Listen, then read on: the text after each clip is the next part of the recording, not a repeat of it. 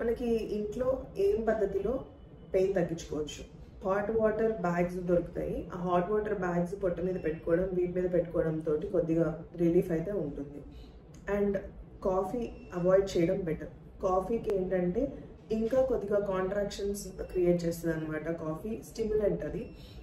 omega-3 fatty acids హైగా ఉండే వస్తువుల్ని మనం తీసుకోవడం బెటర్ ఆప్షన్.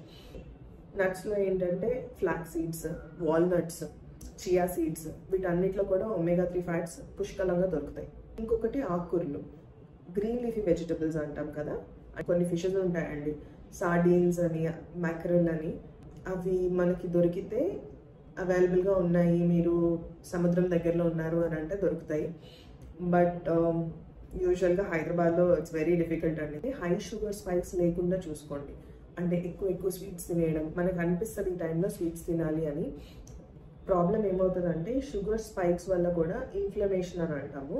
బాడీలో ఏదైనా వస్తువుకి రియాక్ట్ చేసే సెన్స్ చాలా ఎక్కువ అయిపోతుంది అనమాట.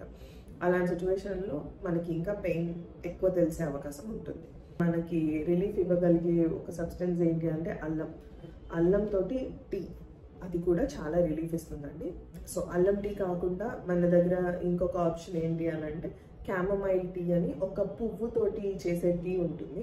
అది మీకు ఇప్పుడు బయట సూపర్ మార్కెట్స్లో కూడా దొరుకుతుంది, ఆన్లైన్లో కూడా అవైలబుల్గానే ఉంటుంది. సో ఎస్, అది కూడా one of the teas that can reduce inflammation.